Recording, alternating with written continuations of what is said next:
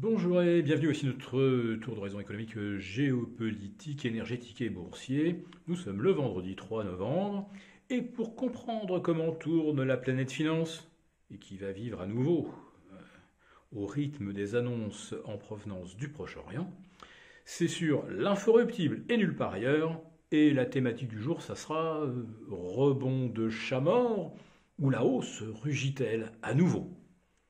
Bon, la hausse a rugi cette semaine, comme le démontre une hausse de 4% du CAC 40, avec 5 séances dans le vert consécutives. On s'attend à une cinquième séance de hausse également aux États-Unis aujourd'hui, et peut-être même à une sixième pour le Nasdaq, qui ainsi alignerait sa plus longue série haussière depuis le début de l'été. Alors des rebonds aussi brutaux, on en a eu quand même quelques-uns cette année. On en a eu début janvier, on en a eu début avril, et puis on a retrouvé ça fin juillet. Mais ça n'a pas duré. En fait, ça allait beaucoup trop vite et dans beaucoup trop peu de volume. Notons que cette semaine, on a vu le CAC 40 reprendre 1,9% avec seulement 3,2 milliards échangés, mais ça c'était à 17h35. On était à peine à 2,5 milliards à 17h30, 2,5 milliards d'échanges réels, après 2,8 48 heures auparavant, lorsque le CAC 40 n'avait gagné que 0,9. Donc ça avait baissé un petit peu dans le vide.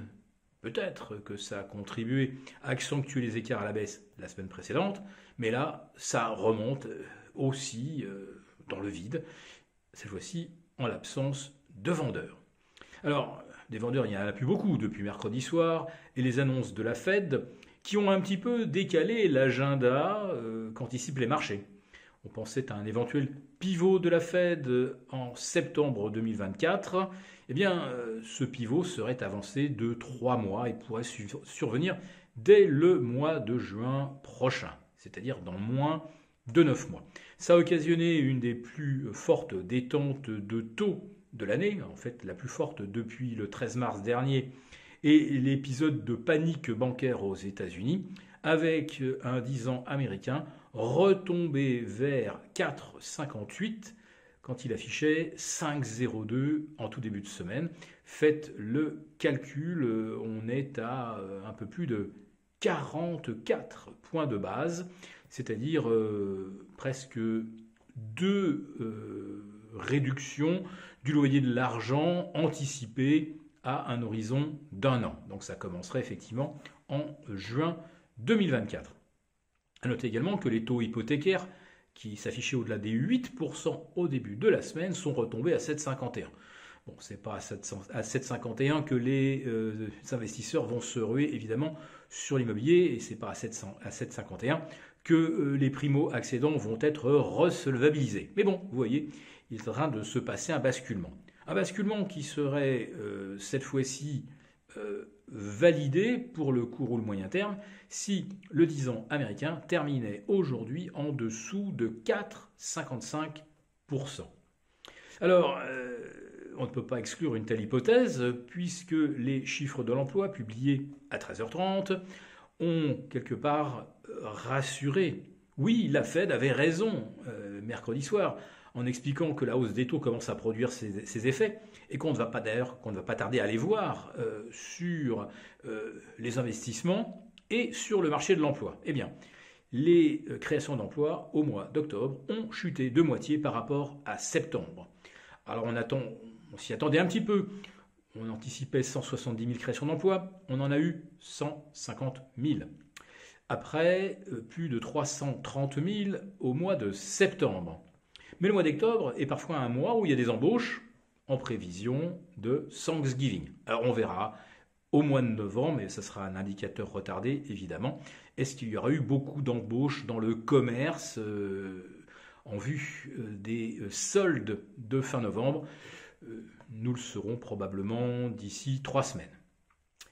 Mais quand je vous parlais d'une hausse rugissante, il ne faudrait pas que les armes, elles, se remettent à rugir au Proche-Orient.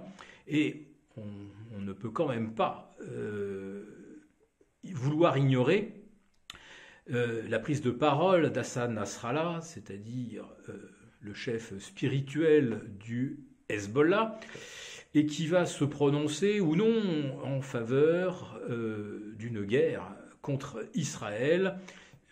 Ça fait 4 semaines que le Hezbollah s'abstient d'attaquer Israël, bon, à part entretenir un petit peu la tension par quelques tirs de roquettes par-dessus la frontière sud du Liban, mais pour l'instant, il n'y a pas eu de grande offensive du Hezbollah. Et si jamais elle avait lieu, ça signifierait évidemment que le leader iranien, Ebrahim Raïssi, a donné son feu vert.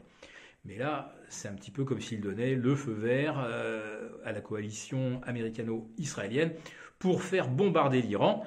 Mais si tel était le cas, alors lundi, on pourrait se réveiller avec un pétrole qui serait loin des 83 ou 84 $ qu'il affiche aujourd'hui.